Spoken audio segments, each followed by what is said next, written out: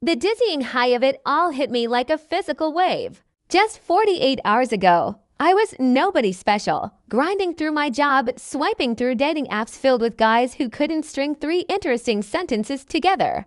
Now I was sitting in the back of a chauffeured Maybach, the impossibly sleek skyline blurring past, headed towards a penthouse I'd only seen in movies. And he was next to me, him, the NBA player, the one whose face was on billboards and sneaker ads, the one whose name elicited gasps from my friends when it hesitantly shown them his Instagram DM from the club last night. No way my best friend had breathed, eyes wide. Be careful. Please. Careful. I was floating. Had approached me at that exclusive Velvetrope club his teammate apparently owned a stake in. It'd gone with a work friend, feeling wildly out of place. I was about to leave, overwhelmed, when he materialized beside me. Not like the others. He just appeared, offered a genuine seeming smile, asked if the music was too loud for me to. He talked. Actually talked. Asked about me, my job, where I was from, what I liked to do. He listened intently. His hand rested lightly on the small of my back to guide me through the crowd. He made me feel like the only fascinating person in the room. You're different, had murmured close to my ear. Real. Not like the noise in here. Had called the car himself when I mentioned feeling tired. No pressure. Just a quiet ride. I promise. The promise felt heavy, thrilling. The penthouse was immense. Floor-to-ceiling windows showcasing the city. Art that looked expensive. A kitchen bigger than my entire apartment. It screamed wealth, power. He poured expensive whiskey, didn't push. We talked for hours. He spoke about the pressures, the scrutiny, the loneliness, the difficulty trusting people. He seemed vulnerable, open. He kissed me, deep and slow. Stay, he whispered against my lips. Just sleep. I just want you here. And I did. We slept, tangled together. It felt safe, significant. The text started almost before dawn, sweet, eager. Morning beautiful. Last night was perfect. Can I see you tonight? Dinner. I know a place. My heart hammered. This is happening. To me. The giddy disbelief carried me through the workday. I replayed his words, his touch. I ignored my best friend's second, more urgent text. Seriously. Guard your heart. These guys play a different game. He's different. I insisted silently. He chose me. He sees me. I spent my lunch break frantically shopping for a dress. Dinner was at a tiny, Michelin-starred spot. Intimate, dark. He held my hand across the table. The conversation flowed. He talked about his family, his ambitions beyond basketball. You feel like home, he said, his eyes locking onto mine. I haven't felt this settled in years. The flattery was intoxicating. He made me feel like I was the anchor he'd been searching for. His phone buzzed constantly. He'd glance at it, frown, flip it over. Sponsor drama, he sighed apologetically. And my agent's losing his mind. So annoying. He silenced it. Later, it buzzed again. He grimaced. Shoot, sorry? Gotta take this. Team issue. Won't be long. He kissed my temple before heading towards the restrooms. He was gone for nearly 20 minutes. When he returned, he looked slightly flustered. Rookies causing problems, he muttered. He reached for my hand, smiled, but it didn't quite reach his eyes. A tiny fissure of doubt appeared. Back at the penthouse, the energy shifted. His touches were possessive, claiming. It was passionate, overwhelming. He fell asleep almost instantly afterwards. I lay awake, staring at the ceiling. The giddiness was mixed with anxiety. Is this normal? His phone buzzed on the nightstand, then buzzed again, and again. A relentless vibration, glowing faintly. My eyes darted to it. That tiny fissure widened. At 2 a.m., my best friend's warning echoed. A cold dread began to pool. The silence was oppressive. The phone buzzed once more. Before I could decide, my hand was moving. I knew his passcode. My fingers trembled. I slid out of bed, clutching the phone, retreated to the bathroom, locking the door. The light was blinding. I opened his messages. Not his agent. A name I didn't recognize. And the text's graphic. Explicit. Timestamps burned into my retinas. 9:47 p.m. 10:15 p.m.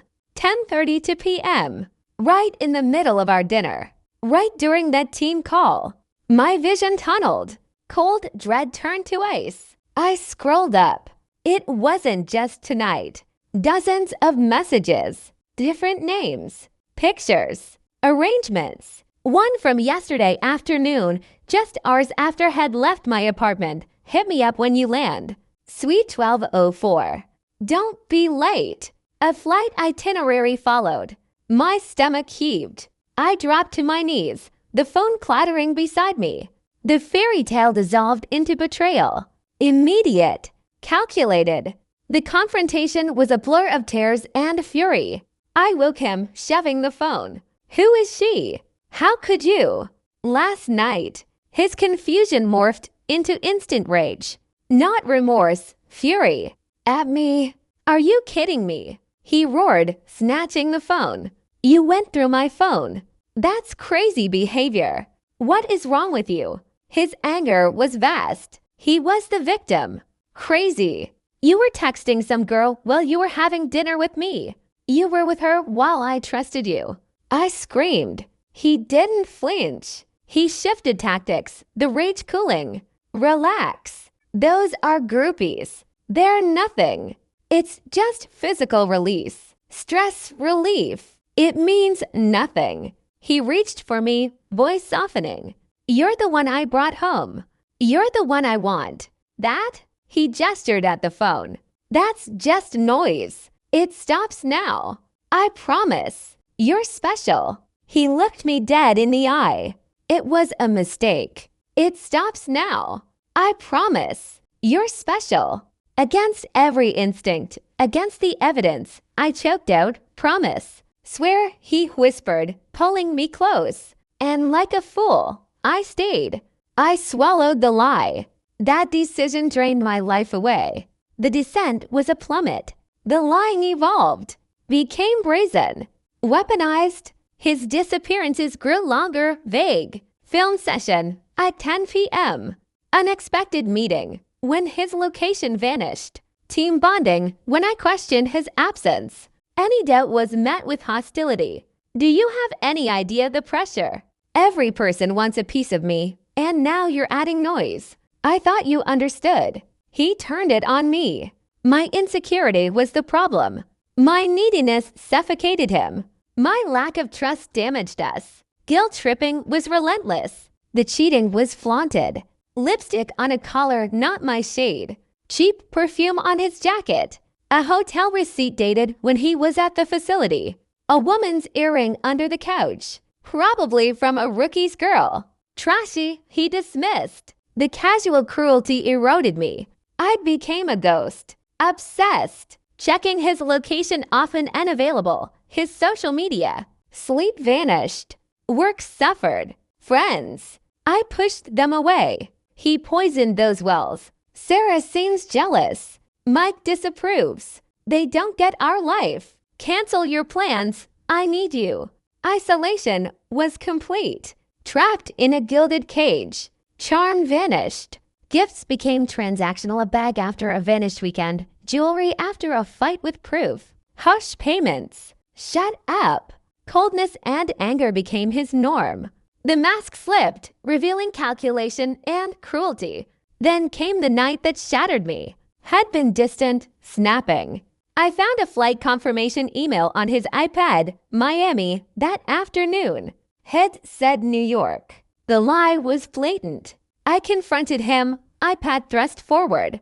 Miami looks nice. Who was the meeting with? He froze. Shock flashed. Then blankness. He walked past, poured bourbon, sat down, took a sip, smiled, cold, predatory. You know, he began, quiet, this constant surveillance, it's a problem. For me, he sipped. You're a liability. A liability? The word was a blow. You lie. You cheat. And I'm the liability. He waved dismissively. Semantics. The wronged girlfriend narrative is damaging. To my brand. And he paused. To you. The shift was sinister. What? He picked up his phone. Scrolled. Turned the screen. A video. Us. Intimate. Explicit. My face visible. His mostly off screen. Timestamp 3 weeks ago. My stomach lurched. You filmed me. Without asking. Without you noticing. He corrected. He swiped. Another video. Imagine these finding their way online. Sent to your parents. Your boss. Imagine the headlines. NBA star's obsessed ex tries to sabotage career with false claims. Especially, he swiped to my text desperate, angry, curated to look unhinged with evidence of your instability. People love that narrative. The scorned woman. Especially with visual proof. He pocketed the phone. Who would they believe? Me? Or you? The room tilted. That's illegal. I'll go to the police. He laughed, humorless. Will you? Prove I recorded it. Prove I sent it. You think your word matters. I have the best lawyers. PR teams, fans, sponsors, a league. He leaned forward. What do you have? Hurt feelings? Your little job, gone. Your reputation, shredded. Your family, humiliated. Your face, online, forever. He stood, towering. So, stop the accusations. Smile in public. Play the happy girlfriend. Keep your mouth shut. Be silent, compliant, grateful. He patted his pocket. And this stays private. Your life stays intact. You walk away with dignity when I decide it's over. He paused. Think. Is this worth destroying yourself? Or walk away quietly, salvage what's left. Avoid becoming a cautionary tale. He held my gaze, devoid of humanity. Your choice. He walked out. The bedroom door clicking shut was my world imploding. The charming prince was a predator. Wealth was a weapon. Fame was a shield. I was prey trapped in his gilded vault. My body, privacy, reputation, future his possessions to destroy. The terrifying truth. He was probably right. About the lawyers. The narrative. My powerlessness. The silence was the sound of my life shattering. Trapped. Utterly. The game was psychological warfare. And I was losing. The days after dissolved into limbo. I moved like a ghost. Every sound elevator, his key, footsteps sent terror through me. He barely acknowledged me. A dark cloud had come in late, smelling of alcohol and perfume, disappear. The silence confirmed my insignificance. The acting began. 2 days later, a charity gala. Wear the black dress. Look happy. Smile. Touch my arm. Talk to no one. Understood. An order. The dress felt like a shroud. At the gala, I became a marionette. Smiling, laughing, touching his arm. Cameras flashed. Power couple. Headlines loomed. Hypocrisy was nausea. He played attentive, charming boyfriend. A masterclass. Inside, I screamed. Isolation deepened. He tightened screws. Stay in. Paparazzi near your place. Wouldn't want them digging. My apartment felt distant. His driver took me to work. A gilded commute between prisons. Friends. Met with threats. Sarah's party? Work report due.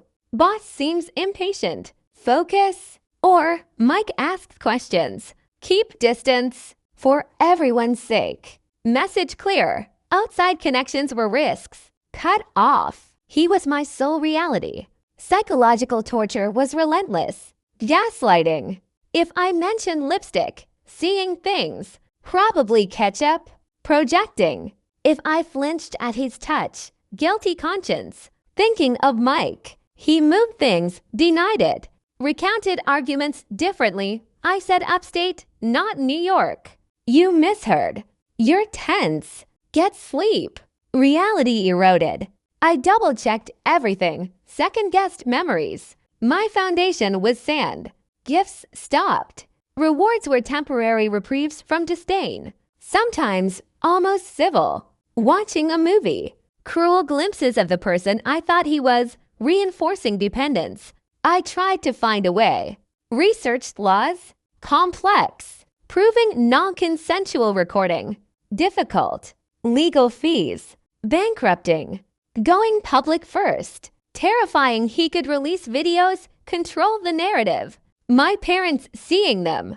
Unendurable. He knew it. Counted on it. Surveillance felt constant. New things. If I talked to a male colleague. Nice chat with Dave Cozy. How? Paranoia. Watching me. Tracking. Hacking. The penthouse felt like a panopticon. I avoided rooms, covered laptop cameras. Constant observation debilitated. Health deteriorated. Chronic anxiety. Panic attacks office, car, bed. Weight loss. Nightmares of videos going viral. Migraines. I didn't recognize myself. The breaking point came 3 months in. Had been vicious. After mocking my appearance, I snapped. Years of fury erupted. Just stop. Why are you doing this? What do you want? He watched me unravel, a faint smile. When my sobs subsided, he spoke calm. What I want is for you to understand your place. You are here because I allow it. Your value is tied to silence and compliance. The moment you forget that he potted his pocket, clean yourself up. You look pathetic. He walked out. The icy certainty he would destroy me. Staying meant obliteration. I had to get out. Resolve settled, cold, hard clarity. Survival. The only goal. Planning was meticulous. Spy in my prison. Small steps. Bought a cheap, prepaid burner phone with cash. Hid it deep. My lifeline. Contacted Sarah. He was away.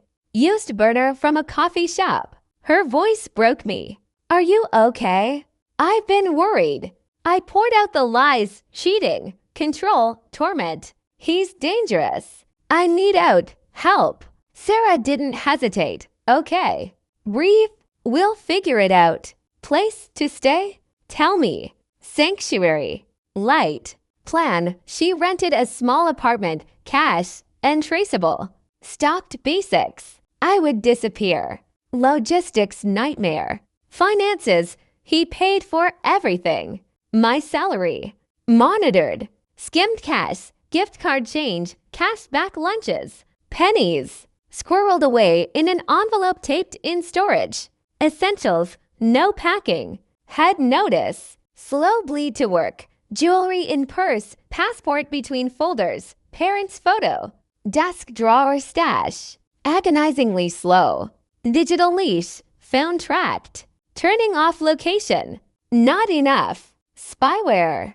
Needed clean break. Researched factory reset. Risky. Laptop compromised. Sacrifices. Backed up nothing. Travel light. Picked the moment. West Coast trip 3 days. He left barely acknowledging. Clock ticking.